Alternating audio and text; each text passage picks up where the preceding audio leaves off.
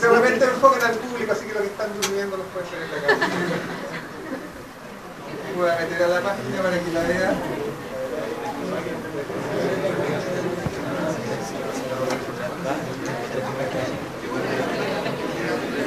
Esto es para que despierten nomás, porque hay varios que estaban durmiendo, así que...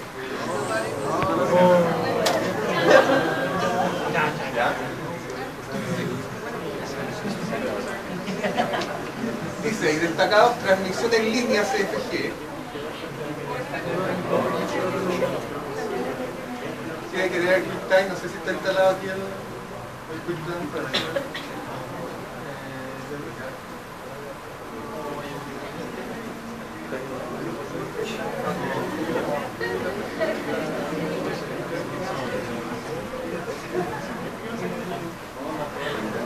Vamos a ver qué parte, no sé si está arriba, digamos, la clase.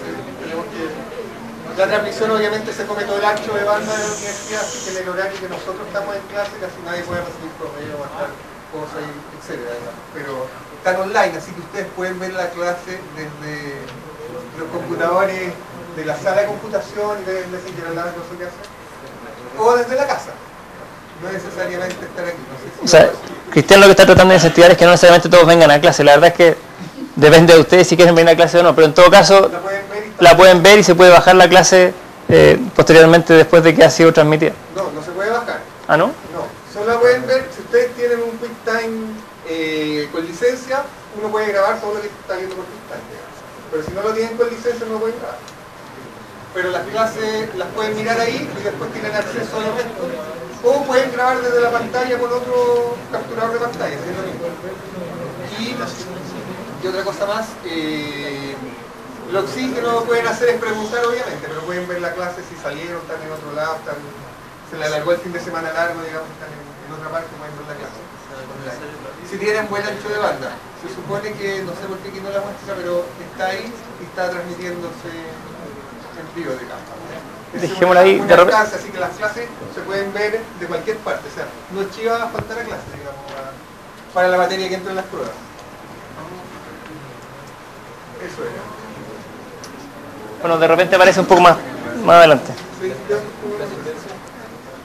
eso sí cuenta. Eso sí cuenta.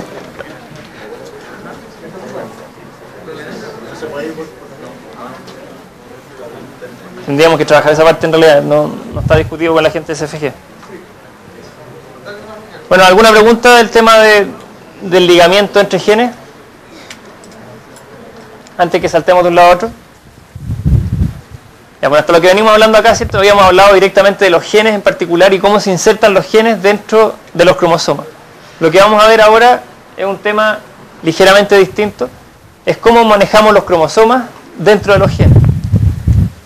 Es decir, perdón, cómo manejamos los cromosomas dentro de la célula y cómo estos cromosomas han sido manipulados de alguna forma o se han manipulado naturalmente para poder crear ciertas distorsiones o ciertas transformaciones de los vegetales y animales para bien o mal de la naturaleza o de la agricultura.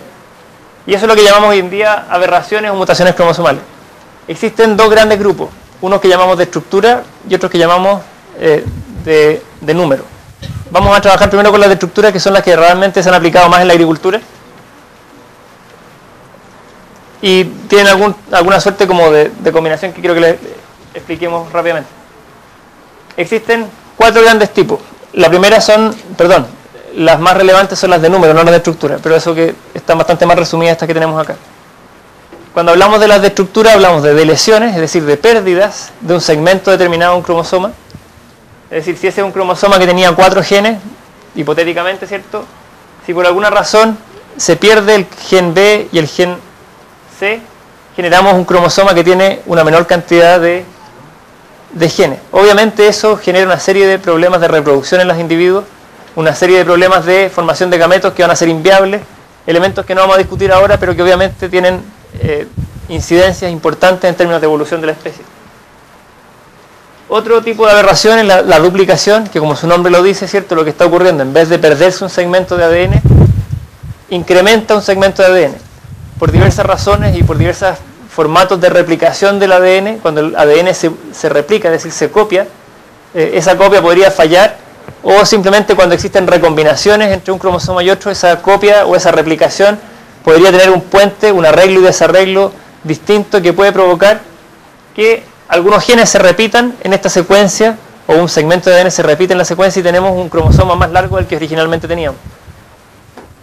Existe otro grupo de aberraciones estructurales que llamamos inversiones, que nuevamente por arreglos y rearreglos, cortes y peques, se produce una inversión o un cambio de orientación de los genes que tenemos en el cromosoma. Es decir, un segmento del cromosoma se invierte o cambia su posición en 180 grados.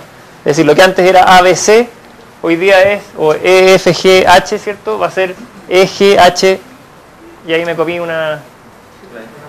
la F en vez de H, hay una mutación adicional al otro proceso. Pero el concepto es que debería haber sido, ¿cierto? EGFH. Es decir, existe una dada vuelta en 180 grados del orden de los genes.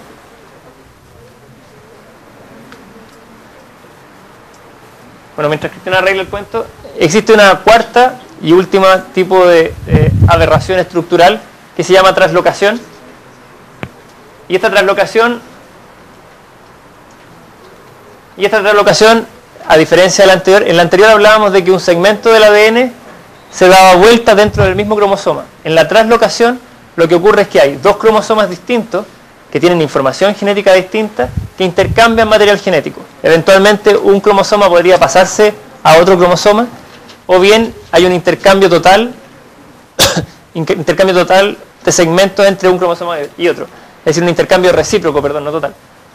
En ese sentido, si tenemos un cromosoma rojo y un cromosoma verde, por alguna razón, ¿cierto?, que no vamos a discutir ahora, el cromosoma rojo puede adquirir un pedazo del cromosoma verde y el cromosoma verde un pedazo del cromosoma rojo.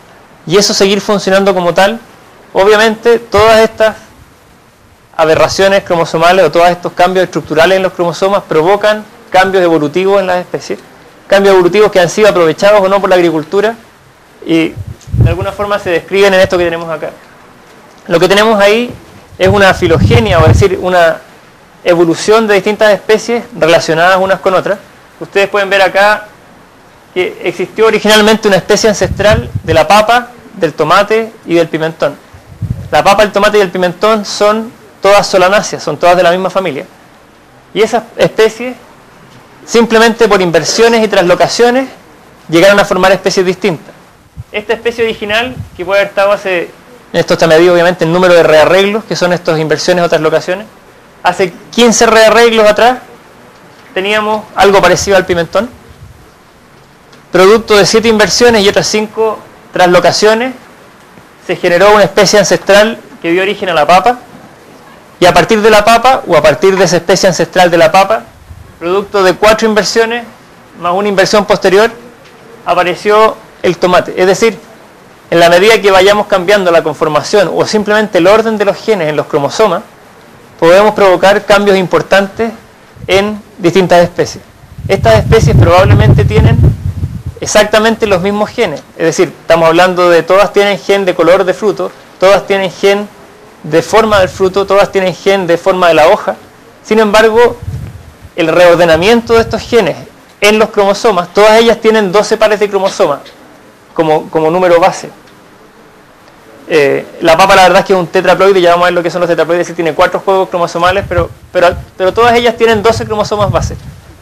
Todas son